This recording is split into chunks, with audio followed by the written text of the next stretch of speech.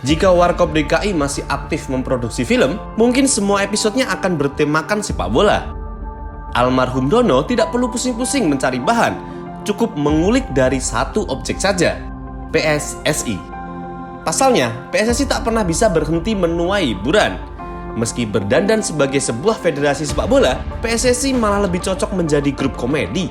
Berisi banyak komedian, mempunyai berbagai media, dan tentu saja tak pernah kehabisan lawakan.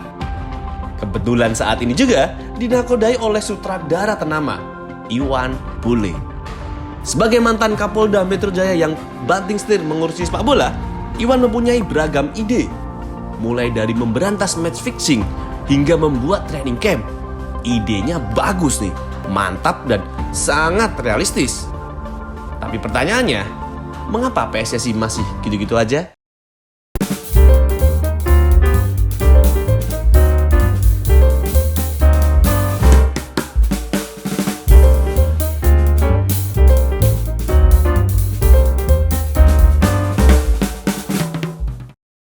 PSSI selalu berhasil membuat punchline tanpa sebuah setup. Itu adalah keahlian mereka, satu bakat yang tak mungkin dimiliki oleh federasi sepak bola manapun di seluruh belahan bumi lainnya.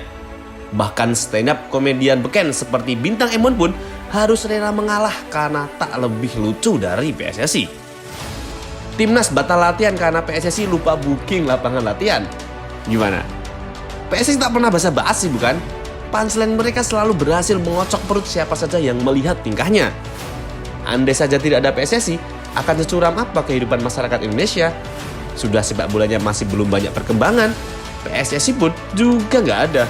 Dari mana kita sebagai masyarakat akan mendapat sumber untuk tertawa? Sejak ditunjuk sebagai Ketua Umum PSSI, Iwan Bule setidaknya memiliki 8 janji. Pengembangan usia muda, digitalisasi data sepak bola, soccer camp, membangun kantor PSSI, juara Piala AFF 2021, juara Piala AFC 2022, lolos Piala Dunia 2026, dan memberantas match fixing. Wow, sangat realistis bukan? Entah dengan dasar apa Iwan menyusun janji-janji tersebut. Mungkin 8 adalah angka keberuntungan atau ya sekedar asal ngaja yang penting FYP. Ya nggak Pak? Dilansir dari Mojok, Ketua Umum PSSI seringkali menjadi seorang megalomania. Tingkat narsistik yang harusnya segera diperiksakan ke psikolog terpercaya. Dalam laporan yang ditulis Tempo, megalomania merupakan sebuah penyakit kejiwaan yang rentan melekat pada seorang pemimpin. Tidak aneh jika ada yang menuliskan seperti itu. Pasalnya, kita bisa cek sendiri di platform manapun yang dimiliki oleh PSSI, seakan menjadi sebuah template. Jika membahas sebuah kegiatan, lantas dibubuhi sebuah foto yang ada wajahnya. Seperti kemanapun kita pergi, kita akan selalu menjumpai wajah beliau. Atau memang itu klon beliau dari universe lain? Tetapi kalau pas timnas kalah, kok menghilang ya? Padahal giliran timnas menang, tertuliskan di website PSSI bahwa beliaulah yang menjadi tokoh utama.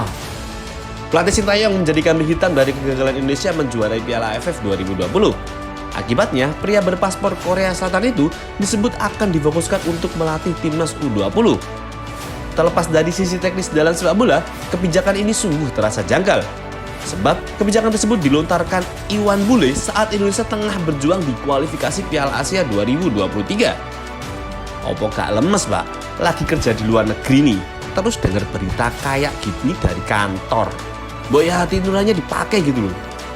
Atau jangan-jangan melalui kebijakan tersebut, PSSI sebenarnya sedang memikirkan kesehatan jasmani dan rohani STY ya. Jadi begini, dengan ditunjukkannya STY sebagai pelatih timnas U20, beban kerja yang ia terima bisa jadi lebih ringan. Wow, sungguh mulia bukan? Tidak sekalian saja STY disuruh hengkang dari Indonesia, akan jauh lebih baik sepertinya itu bagi dirinya ya. Tidak perlu lagi memikirkan prestasi timnas, tidak ada lagi permasalahan booking lapangan, dan tentunya tidak ada lagi PSSI. Hidup STY dijamin 100% akan jauh lebih nyaman.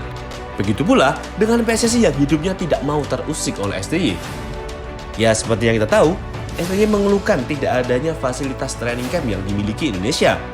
Timnas selama ini melakukan pemusatan latihan dengan berpindah-pindah lokasi. Bersamaan dengan segudang tuntutan prestasi, timnas dipaksa untuk latihan secara nomaden. PSSI dengan gelagat lugunya mengatakan bahwa mereka sedang tidak ada dana. Ide untuk mengajak netizen urunan membangun training camp pun tercetus. PSSI benar dan tidak salah loh. Mereka sedang mencontohkan sikap yang tercermin dalam nilai-nilai Pancasila untuk bergotong royong. Tapi agaknya pengamalan PSSI ini kurang pas aja. Bukannya bagaimana ya? Ya netizen mungkin mau aja diajak bergotong royong membangun training camp. Siapa sih yang nggak mau melihat timnas yang punya rumah sendiri untuk fokus latihan? Tapi kalau lebih pas, kalau misal nih PSSI menyampaikan dahulu perihal laporan keuangan selama ini. Kalau lupa mungkin bisa kami ingatkan. Ya seperti laporan mengenai LPJ bantuan APBN untuk timnas. Sama ini LPJ dana bantuan FIFA untuk renovasi training camp di Sawangan. Coba saja kalau laporan-laporan keuangan tersebut dilaporkan secara transparan ke publik. Mungkin banyak netizen yang mau secara sukarela atau bahkan senang hati untuk membantu PSSI. Emangnya situ mau kalau disuruh danusan jualan risol mayo untuk membangun training camp? Nggak mau kan?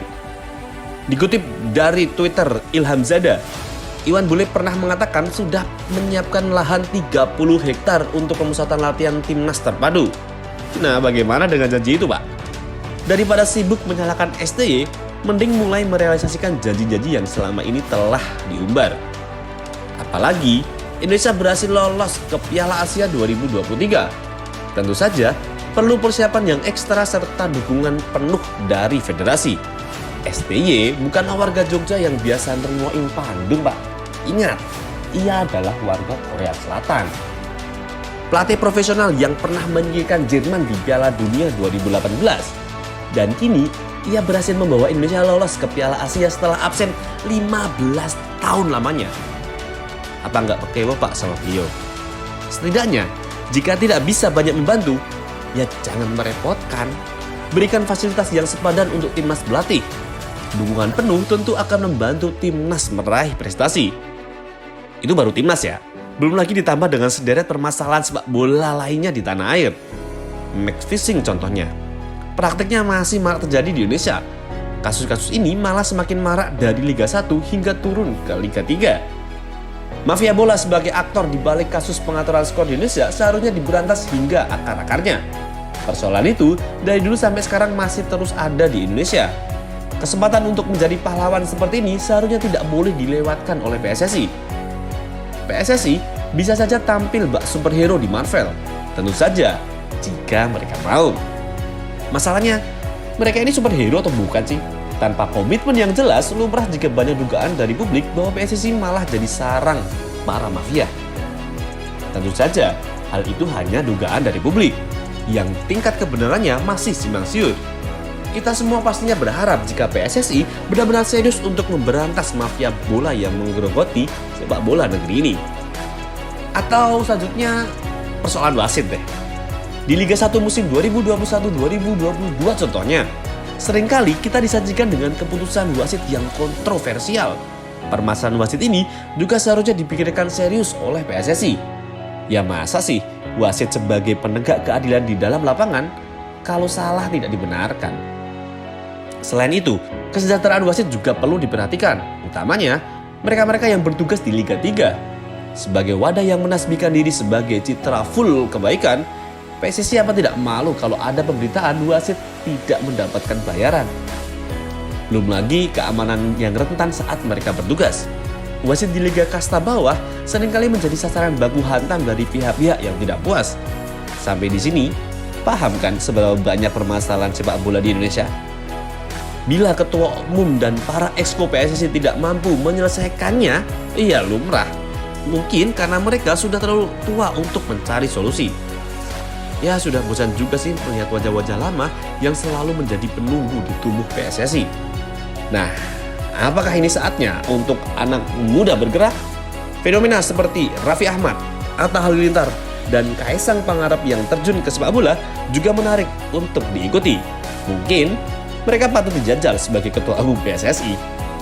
Ya meskipun hasilnya juga belum pasti sih. Soalnya yang pasti kan hanya PSSI. Pasti lucu, pasti benar, dan pasti tokoh utama.